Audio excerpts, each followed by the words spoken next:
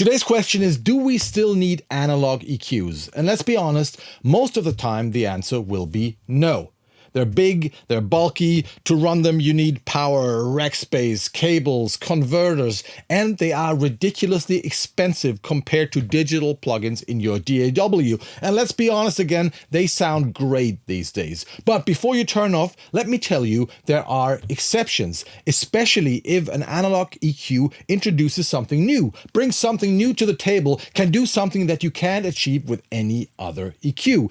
Today, we're going to have a look at the Carnaby EQ from Carnaby Audio, which is some kind of bastard of an EQ, an exciter, and a saturation box, and you can get very interesting results with it. With this box, you can do some extreme processing. You can add serious saturation. You can get your sources here, and I feel like this might be the right box for the modern music studio. It is also digitally controlled and recallable, which makes it really handy, and ironically, it's analog. So let's go extreme and let's have a look at the Carnaby EQ from Carnaby Audio.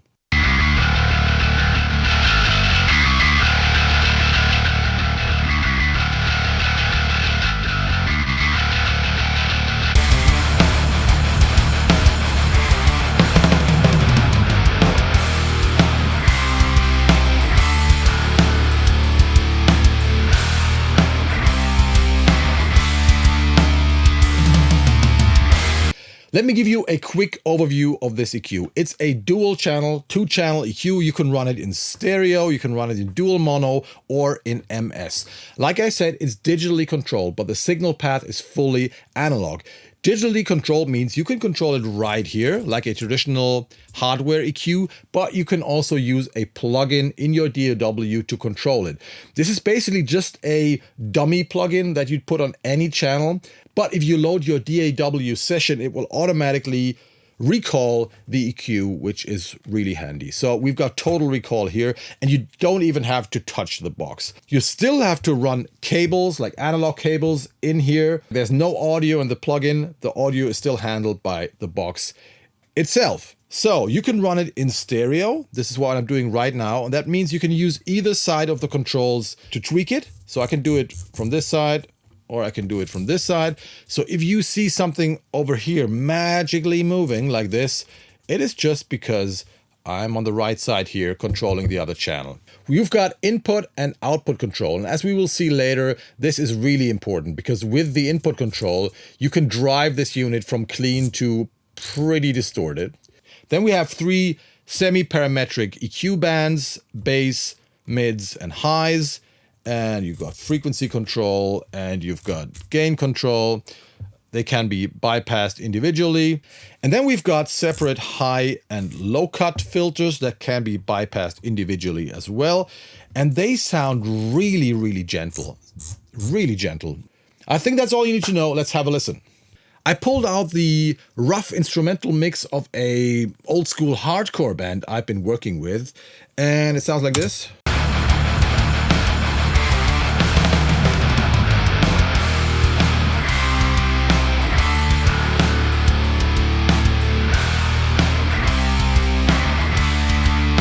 By the way, if you are into hardcore music, check out this band. They're called 1000 Löwen unter Feinden. They have just released, I think, 2 singles from this album. Their latest single is in the all-new metal playlist on Spotify. I'll put a link below. Check them out if you want to hear the final mix of this production. And I want to start with a really extreme example because I feel like this is what the Carnaby does best. Let's have a listen to the highly distorted bass guitar.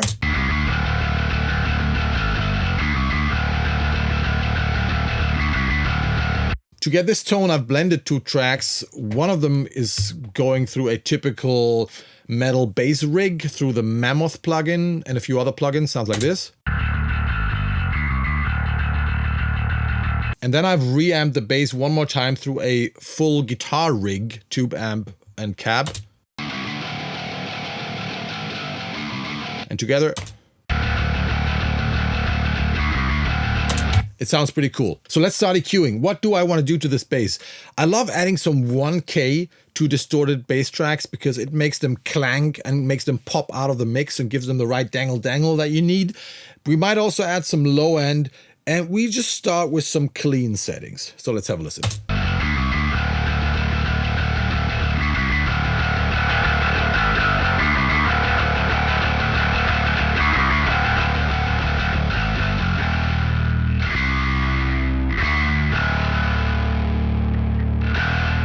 I like that. Let's add some bass.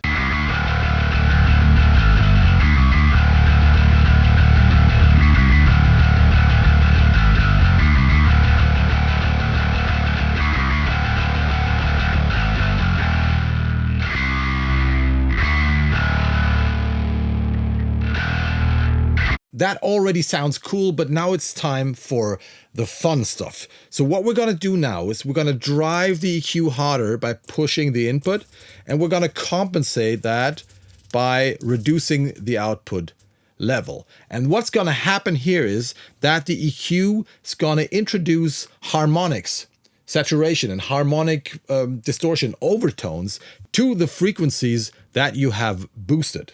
And that will intensify whatever you have EQ'd. Let's have a listen.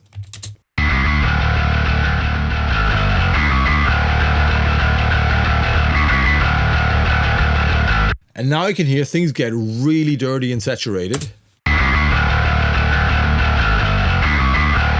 And the higher the frequencies are that you are boosting, the more you can hear the overtones, and you can even hear that you can push this box into distortion. So let's just add some additional grind from the high band. Let's just bring it down to, what is that, 5K, and let's push it. That's gonna be nasty.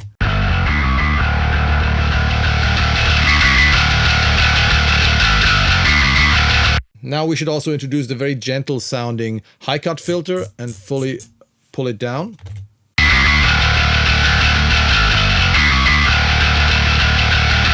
So I know this sounds way too extreme, but it's a good example to show you what the Carnaby EQ is capable of doing. So just to show you the difference between clean and saturated, let me switch a few times between pushed and normal. So let's start with normal.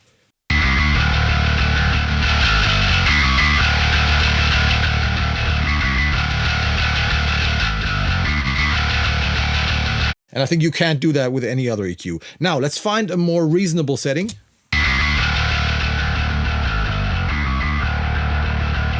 Because I just want to give the bass a touch of grind with the high band.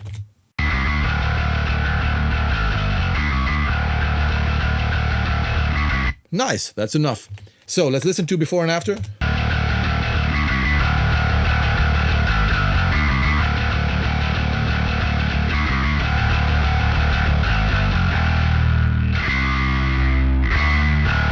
So maybe now you understand what I mean when I say this box is for extreme tweaking. If you want to get a source a little more compact and a little more in your face, because it also sounds a little compressed. It is not actually compressed, but the overtones will just, yeah, give you that impression.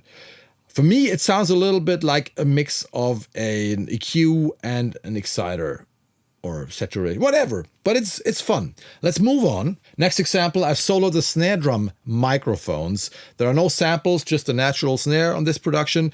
Let's turn off the high cut filter and the mid and the low band. And now I just want to push the higher frequencies like this. We're still in full distortion mode, and I just want to show you how extreme you can get with this EQ.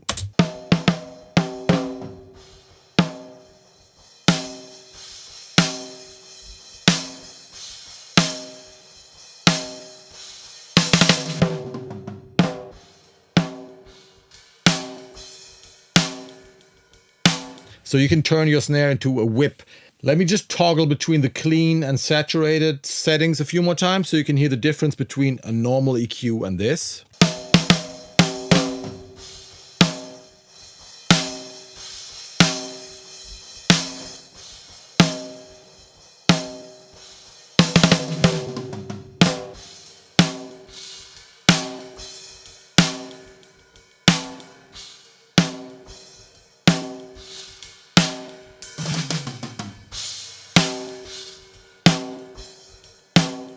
And once again, I feel like this is the strong side of this EQ.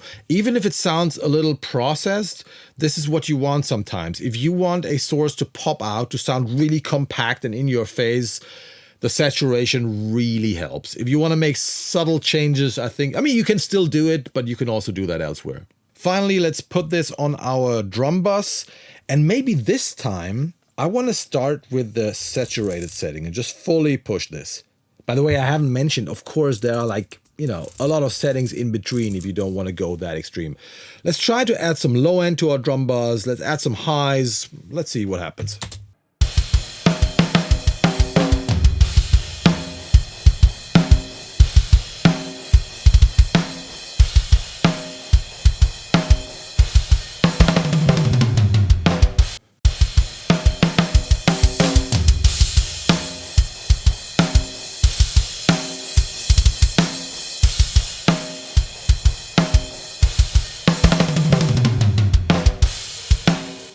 The low band sounds really nice and tight. Of course, if you fully push the unit, the high band is not going to sound as silky and smooth anymore, but it's very effective. Let's just add some upper mids for fun.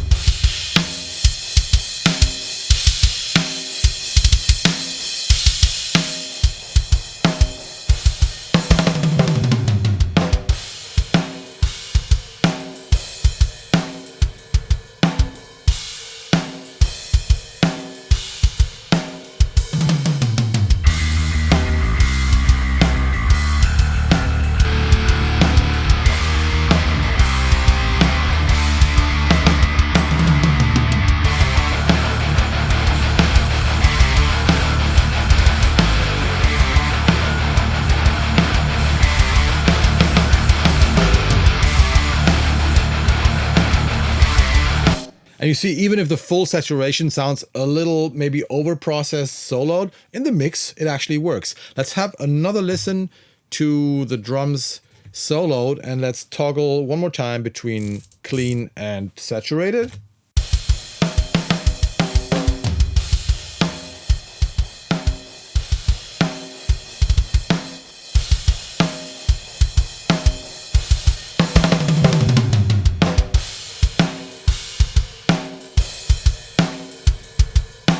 And on the drums, I think it's the easiest to hear how it kind of glues things together a little bit, makes them sound a little compressed. I actually recorded some files before doing the video, and there is no compression going on. But again, the overtones just make it feel that way. Like this, the clean version just sounds a little out of control maybe in comparison.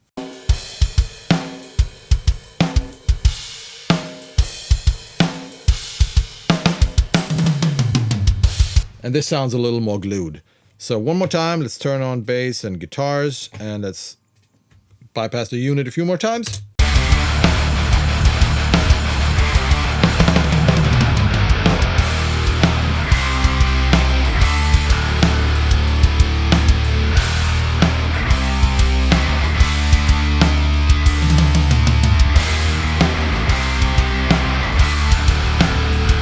And maybe it's a little too much, so let's just pull it back a little bit and give a little more here.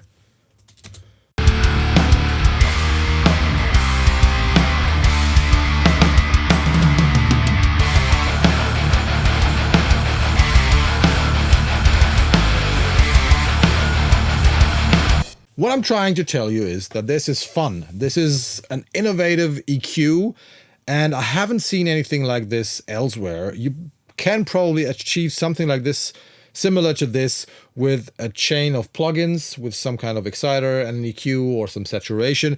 But this is just very intuitive and very cool. The fact that it's recallable makes it very much usable in the modern studio, because to be honest, I don't want to recall any analog gear anymore. I'm working on whatever, 10 mixes simultaneously, and I'm just too lazy and too stupid for that. Once again, I feel like you need this EQ if you want to do some more extreme tweaking. If you want to do more subtle EQ moves and just do some gentle sweetening, there might be other analog EQs that sound a little softer. This box is made for extreme tweaking, for pushing signals into saturation. And I think it's rather suited for single sources or buses and anything that you want to, make sit here, sound in your face. Very interesting, very intuitive, fun to play with, a cool concept. And by the way, I really like the feel as well, and I like the modern look. It kind of looks exactly like what it is, if you know what I mean. And they didn't try to go for a vintage look or something. It's a modern concept, and that's what it looks like. That's all for today. Thanks for watching.